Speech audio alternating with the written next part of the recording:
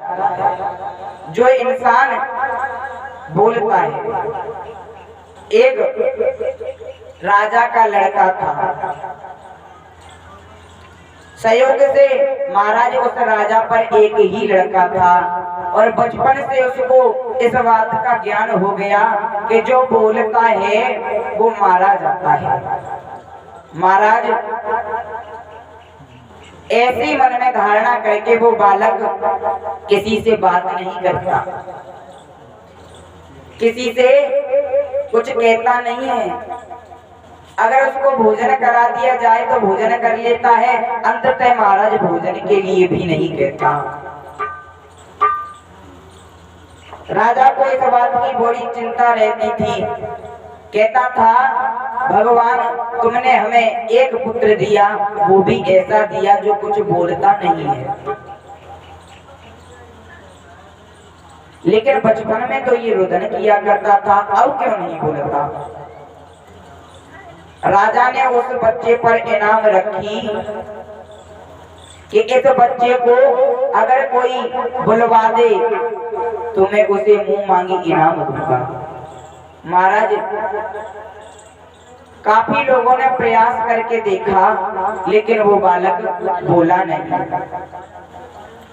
उसके मन में ऐसी धारणा थी कि जो बोलता है वो मारा जाता है। आज वो बालक बोला नहीं।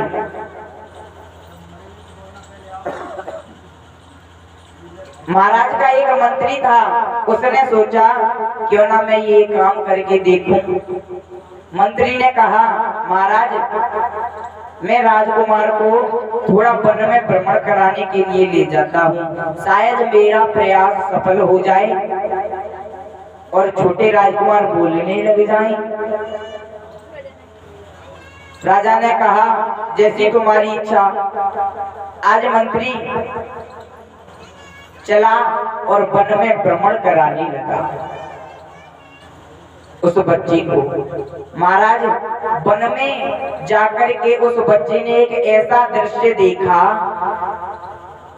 कि एक शिकारी है, शिकार खेलने के लिए वन में आया।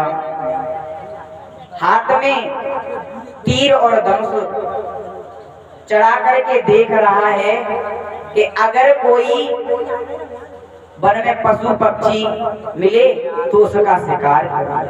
तभी होता क्या है कि एक तोता एक वृक्ष पर बैठा था, हरे पत्ते, और तोते का रंग भी महाराज हरा दिखाई नहीं दे रहा था। लेकिन शिकारी शिकार खोज रहा था, इधर उधर देख रहा था। तभी तोते ने और वृक्ष पे से आवाज लगा दी।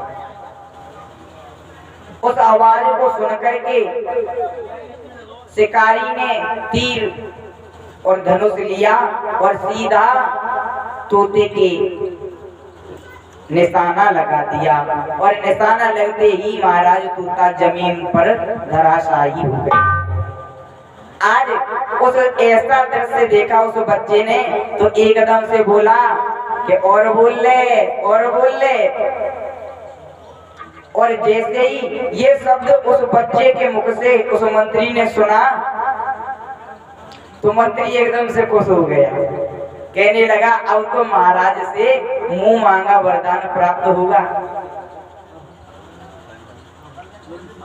और बच्चे को घर पर लेकर के आया, राजसभा में लेकर के आया और राजा के सामने उपस्थित किया और कहने लगा, महाराज आपका बेटा बोलने लगा। महाराज एकदम से प्रसन्न हुए। अरे मंत्री, ये तो बड़ी खुशी की बात है, बेटा इधर आना। लेकिन क्या होता है, वो बेटा फिर से मौन हो गया। और वो जब बेटा मौन हो गया, अब मंत्री उससे कहे कि ये तुम्हारे पिताजी हैं, जाओ जाकर के इन्हें प्रणाम करो, इनसे राम राम कहो। लेकिन बेटा वो कुछ बोले तो सही। अब राजा को क्रोध आया और राजा कहने लगा, तुम हमारा व्यर्थ में उपहास कर रहे हो और ये तो कुछ कह ही नहीं रहा है। आज भक्तों राजा ने क्रोध में आकर के कहा तुम्हें सजाए मौत होगी। और जो ये इतनी बात सुनी, आज राजा ने जैसे ही सजाए मौत की खबर कर दी और मंत्री को सजाए मौत देने के लिए ले जाने लगे, तब वो बालक पास में आया और कहने लगा और बोल ले और बोल ले और बोल ले। आज जब ऐसी बात सुनी तो उस मंत्री को भी मरते समय ये ज्ञान हो गया कि जो बोलता है महाराज वो मारा जाता है। बोलिए वृंदावन बिहारी लाल की जय, सदगुरुदेव भगवान की जय।